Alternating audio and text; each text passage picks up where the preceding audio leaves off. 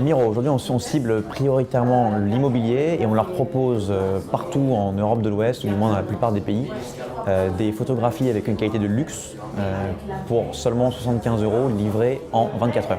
On a passé 2 années à faire de la recherche et développement sur l'image, c'est-à-dire réussir à retoucher une image automatiquement par algorithme dans l'immobilier pour commencer, plutôt que de demander à des photographes de la retoucher eux-mêmes. On est un peu moins de 50 dans les bureaux parisiens, on a des bureaux ailleurs qu'en France. Donc on a commencé à vendre notre technologie et notre parc de photographes début 2016, fin 2015, avec une croissance à 3 chiffres tous les trimestres.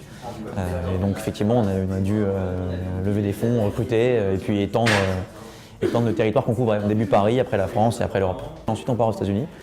Simplement parce que le territoire est très large et qu'ils ont une compréhension de la photographie immobilière qui est très élevée, donc ils sont matures sur notre sujet et donc on compte partir aux États-Unis si tout se passe bien en fin d'année. Alors WeTeam, on l'a créé en août 2015 et à la base on a créé une activité d'intérim digital dans l'hôtellerie-restauration pour répondre aux problèmes de recrutement dans ce secteur très tendu. Alors WeTeam, c'est une véritable place de marché interne qui va permettre aux grands groupes de repérer leurs sureffectifs et de détacher du personnel en sureffectif vers des sites qui, eux, sont en sous-effectif. L'objectif derrière tout ça, en fait, c'est de maximiser les ressources internes et ainsi de faire économiser des frais d'intérim ou de CDD. WeTeam, on a déjà de très belles références dans l'hôtellerie-restauration, puisque c'est notre secteur d'origine. On travaille avec des groupes comme Sodexo, comme Elior, comme le groupe Accor, le groupe Flow. Et on est également en train de se lancer dans des clients encore confidentiels dans des secteurs comme le BTP ou les crèches. À court terme, l'objectif de WeTeam, c'est de prouver que son modèle marche en dehors de l'hôtellerie-restauration. On aimerait aussi aller dans la grande distribution, la distribution spécialisée, potentiellement la logistique et le service à la personne. À moyen et long terme, on a vraiment des ambitions internationales.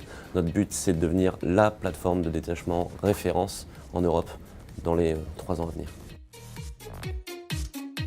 Selfmade, c'est l'automatisation comptable temps réel des professionnels de santé et de leur expert comptable. L'idée, c'est d'avoir une comptabilité totalement automatisée, sans aucun paramétrage, qui soit disponible 24 heures sur 24, 7 jours sur 7, sans aucune intervention, quelque chose de fluide, de simple et, comme dirait Jérémy, de ludique. Avant, pour les clients, c'était la comptabilité façon boîte à chaussures, où tout au long de l'année, ils fourraient leur justificatif et à de longs intervalles, ils se penchaient sur leur comptabilité à accumuler tout au long de l'année.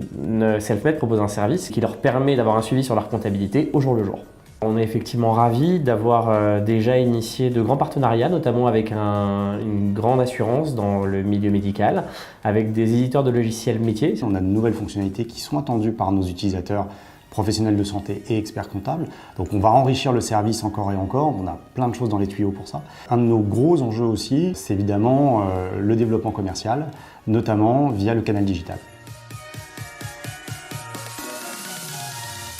Terren Charles a été fondé en 2015 suite à une première expérience entrepreneuriale en Chine où on a pu voir l'importance de la connaissance client dans l'hôtellerie.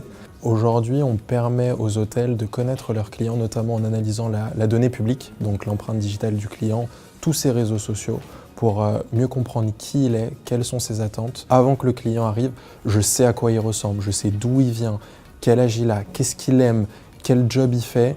Et grâce à toutes ces informations, je vais pouvoir lui proposer une expérience personnalisée du moment où je l'accueille jusqu'à ce qu'il s'en aille.